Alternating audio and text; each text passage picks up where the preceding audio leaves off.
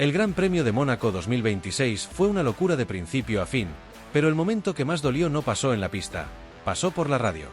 Porque en medio del caos más absoluto, con banderas rojas, choques en cadena y el asfalto haciéndose pedazos, Franco Colapinto soltó una frase desde el auto que dejó al descubierto el verdadero desastre del fin de semana. Y no fue culpa de Franco. Fue caos puro dentro de Alpine.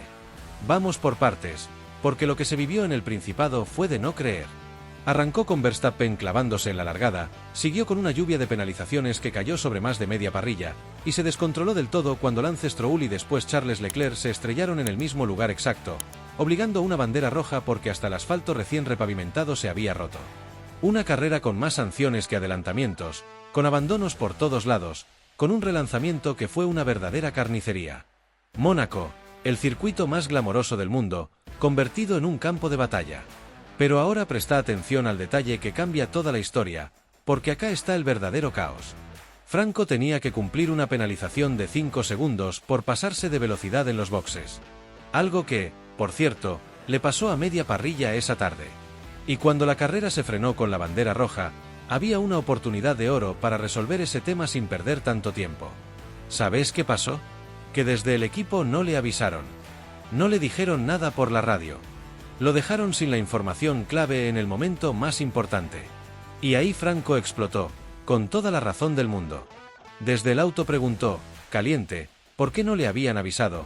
¿Por qué nadie le había dicho nada? Y la respuesta desde el muro fue tan reveladora como demoledora. Su propio ingeniero le pidió perdón, le dijo que era culpa de ellos, del equipo. Escucha bien esto. El ingeniero de Alpine reconoció en vivo, en plena carrera, que la responsabilidad había sido del equipo. No de Franco.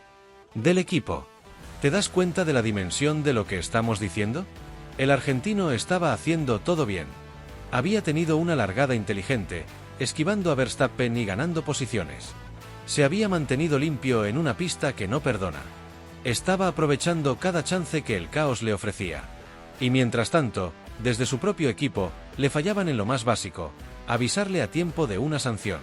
El piloto cumplía, la estructura no, y este es el contraste que tenés que entender. Mucha gente va a mirar el resultado, va a ver un 15º puesto, y va a pensar que el fin de semana de Franco fue malo. Pero la realidad es otra. La realidad es que Franco fue víctima de un cóctel explosivo, una carrera caótica como pocas, un circuito que se rompió en pedazos, un relanzamiento desastroso donde lo tocaron sin que tuviera nada que ver, y encima un equipo que no estuvo a la altura en los momentos clave. Demasiadas cosas en contra para un solo domingo. Porque seamos honestos, cuando un piloto hace su trabajo, mantiene la cabeza fría, no comete errores graves, y aún así termina hundido por fallas organizativas y por un caos generalizado, el problema no es el piloto. El problema es todo lo que lo rodea. Y eso, para los hinchas, es a la vez frustrante y esperanzador. Frustrante porque ves cómo el talento de Franco queda tapado por circunstancias ajenas. Esperanzador porque te das cuenta de que, el día que las piezas se acomoden, este pibe va a volar. Lo de Alpine en Mónaco fue un llamado de atención enorme. Un equipo que aspira a crecer no se puede permitir olvidarse de avisarle a su piloto sobre una penalización en plena bandera roja. Esos detalles, esos errores de comunicación, son los que separan a las estructuras campeonas de las que se quedan a mitad de camino. Y Franco, en el medio de todo ese descalabro, fue el que mantuvo la calma, el que cumplió, el que sacó la cara incluso cuando todo a su alrededor era un caos. La temporada es larga y este tipo de sacudones a veces sirven para que un equipo despierte. La pregunta es si Alpine va a aprender de esta locura, si va a corregir los errores que le costaron tan caro a su piloto argentino. Porque lo que quedó claro en Mónaco es que el problema esta vez no estuvo en el asiento del auto. Y eso abre una historia interna que recién empieza a destaparse. Y por otra parte, I'm really proud of what he's done, certainly over the last, let's say, 7 races is a big turnaround for me. He's showing the world the performance I saw when he was with Williams. I think he's earned that seat for next year, and I was incredibly proud of him when they announced it today. He's got such a huge following. On the way in here, and I'm really not exaggerating, it took half an hour because there's about 50,000 incredibly passionate Argentinians, and that's what I like to see. The sport is in a health it's never been in beforehand, and Franco has this huge following, and so I think he's done it on performance. He also does it on what the sport's getting out of it as well at the same time. So I think he's got a bright future. It's for him to keep earning it year on year. James Bowles no es de los que guardan silencio cuando tiene algo importante que decir. El jefe de Williams es conocido en el paddock por su honestidad brutal, por decir lo que piensa en un mundo donde la mayoría de los directivos hablan en clave diplomática. Así que cuando Bowles, en una entrevista reciente, habló de Franco Colapinto con una nostalgia y un orgullo que claramente iban más allá del protocolo, el paddock entero se detuvo a escuchar. Porque lo que estaba diciendo, entre líneas y también de manera bastante directa, es que Williams cometió el error más grande de los últimos años cuando dejó ir al argentino. Y que si pudiera dar marcha atrás, no lo haría. Pero la historia es más complicada, más triste y también más irónica de lo que parece a primera vista. Porque Williams no dejó ir a Colapinto de buena gana. Williams lo perdió por una combinación de presiones económicas, necesidades estratégicas y quizás también una falta de visión que ahora, mirando los resultados de las últimas semanas, duele el doble. Volvamos al principio para entender qué pasó realmente. Colapinto llegó a Williams a mitad de 2024 como reemplazo de Logan Sargent, sin asiento garantizado, sin contrato a largo plazo, prácticamente sin red de seguridad. Y lo que hizo en esas 9 carreras fue suficiente para convencer a todo el mundo de que estaba mirando a un piloto de nivel superior al de la categoría en la que estaba corriendo. Las clasificaciones donde sacaba el Alpine color azul a circuitos que el coche no debería poder llegar, los adelantamientos bajo presión, el manejo mental en momentos donde cualquier otro rookie hubiera colapsado. Bowles lo vio todo desde el muro del box. Y lo que vio le gustó enormemente.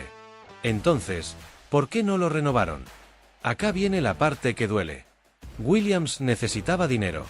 El presupuesto de Grove para 2025 y 2026 estaba bajo presión, y Carlos Sainz llegó con una propuesta que incluía no solo su talento sino también un paquete de patrocinadores y acuerdos comerciales que hacían que la ecuación fuera muy difícil de rechazar desde el punto de vista financiero. Sainz venía de Ferrari con hambre de revancha, con experiencia de campeón de hecho y con una red de sponsors que Grove necesitaba urgentemente. En esa ecuación, Colapinto, brillante pero sin el paquete comercial de Sainz, quedó afuera. No por falta de talento, por lógica de negocios. Bowles lo reconoció de manera implícita en más de una ocasión. En sus propias palabras, dijo que Colapinto era uno de los pilotos más completos que había tenido en el equipo en años y que lo que mostró en tan poco tiempo fue extraordinario. Para alguien que tiene que medir las palabras como lo hace un jefe de equipo, eso es prácticamente gritar a los 4 vientos que el chico es un crack y que perdiste algo que no vas a recuperar fácilmente. El contraste con el presente es brutal. Carlos Sainz está rindiendo bien en Williams, eso hay que reconocerlo. El español es un profesional de primer nivel y está sacando lo máximo del coche de Grove. Pero Colapinto, en Alpine, con un coche que hasta hace pocas semanas era claramente inferior al Williams en la clasificación general del campeonato, está haciendo cosas que dejan a todo el mundo con la boca abierta. Y cuando ves eso, cuando comparas lo que Sainz está haciendo con lo que Colapinto está haciendo con materiales más humildes, la pregunta que se instala en la cabeza de Bowles tiene que ser inevitable: ¿qué estaría haciendo Franco con el Williams? Esa pregunta no tiene respuesta oficial, pero sí tiene consecuencias reales. Porque en el mercado de pilotos, el arrepentimiento de un jefe de equipo como Bowles, aunque sea no declarado, se convierte rápidamente en acción. Y las acciones de Bowles en las últimas semanas son muy reveladoras. El jefe de Williams estuvo en conversaciones en el paddock de Montreal con representantes del management de Colapinto. No fueron conversaciones formales, no hubo propuestas concretas sobre la mesa. Pero el hecho de que ocurrieran, de que Bowles se tomara el tiempo de tener esas charlas, dice todo lo que hace falta decir. El problema es que el momento de salida ya pasó. Colapinto es de Alpine ahora, Briatore lo tiene bajo su ala y no lo va a soltar gratis. Pero en la Fórmula 1, como en la vida, los momentos que perdiste no desaparecen, simplemente se vuelven más caros. Si Williams quiere a Colapinto de vuelta, va a tener que pagar un precio muy diferente al que hubiera pagado si lo hubiera renovado en 2024. Y esa es la ironía perfecta.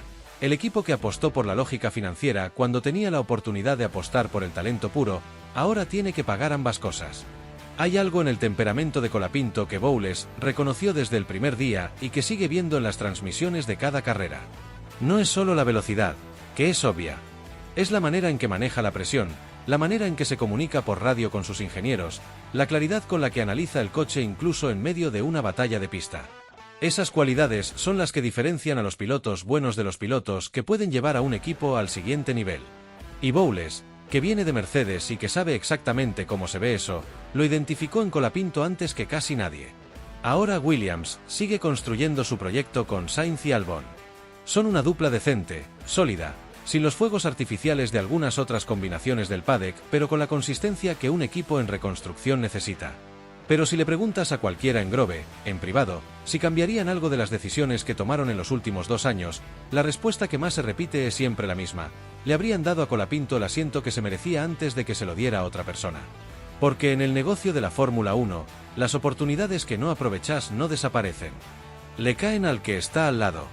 Y ahora Bowles mira desde las tribunas del paddock cómo Alpine disfruta de lo que Williams cultivó.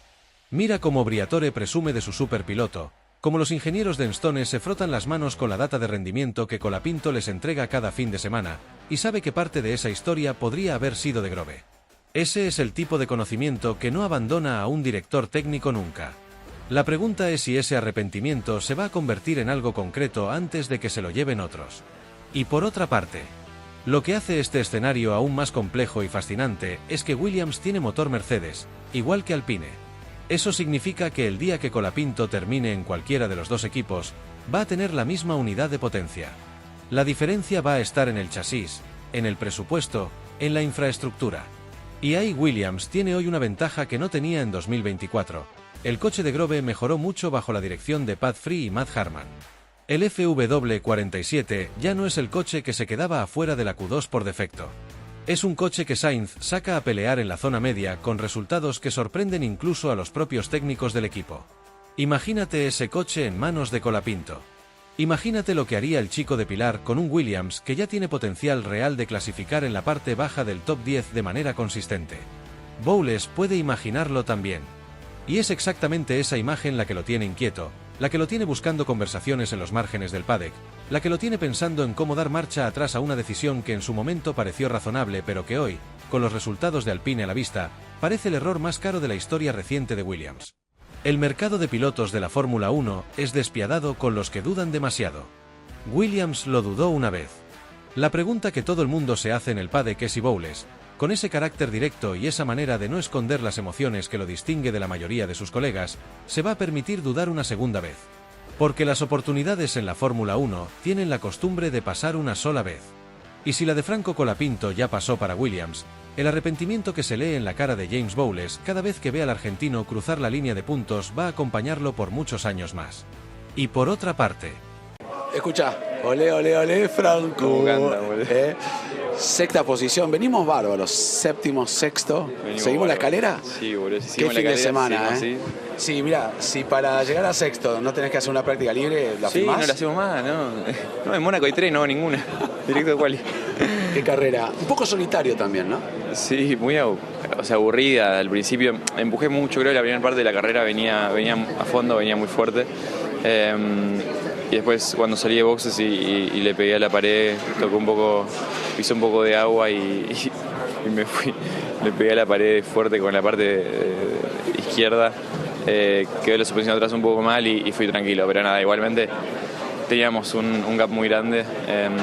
Solo que nada, la primera parte de la carrera natural de querer hacer el gap más grande con Lawson para que me quede bien la parada, y cuando hice la parada salí rápido y cometí ese pequeño error, pero nada, igualmente después de eso me tranquilicé y fuimos tranquilos hasta el final. Pero una carrera larga, creo que muchas vueltas, un poco solitario sí, pero igualmente nos llevan los puntos, doble punto para el equipo otra vez, sextos y octavos, es muy bueno, así que nada, muy feliz, creo que contento y ahora enfocarnos en la próxima. 8 puntos y vas sumando de a bastantes, te vas consolidando en el equipo, estás como con confianza en el auto, lo entendés mejor, no paramos. No paramos, tengo confianza, creo que desde Miami se notó que esos cambios que traje, eso que hicieron en la fábrica, esa diferencia de auto creo que me ayudó mucho y a partir de eso estoy más competitivo, así que estoy seguro que iba por ahí, que tuvimos gracias a Dios llegó temprano eso que trajeron para Miami, y obviamente que nos hizo dar un pasito por adelante grande, así que contento y ahora disfrutar un poco y elaborar para la próxima. Feliz que haces a todo un país y a un continente. Muy contento, la verdad que estoy feliz de haberle dado este resultado. Se lo merecían todos por haberme apoyado tanto después del roadshow, después de conocer a Leo. Fue todo realmente muy positivo, así que hay que seguir así. Franco Colapinto acaba de hacer algo que nadie esperaba en el Gran Premio de Canadá. Y cuando digo nadie, es nadie. Porque el pibe que en 2025 no sumó ni un solo punto con Alpine, el mismo que Briatore quiso sacar del equipo hace menos de un año, acaba de terminar sexto en Montreal y dejó unas declaraciones que ponen la piel de gallina. Pero ojo, porque lo que dijo no es lo que vos te imaginás. No salió a festejar como loco ni a gritar que es el mejor. No. Salió con una calma que da miedo y dijo algo que dejó a todo el paddock en silencio. Escucha bien lo que dijo Franco apenas bajó del auto. Estaba ahí, transpirado, con la adrenalina todavía en el cuerpo, y cuando le pusieron el micrófono de ESPN adelante largó esto. Dijo que al principio empujó mucho, que venía a fondo, muy fuerte. Que la mayor parte de la carrera fue solitaria, sin nadie alrededor, manejando con una confianza que no le vimos nunca antes en la Fórmula 1. Y después llegó el momento del pit stop, cuando salió de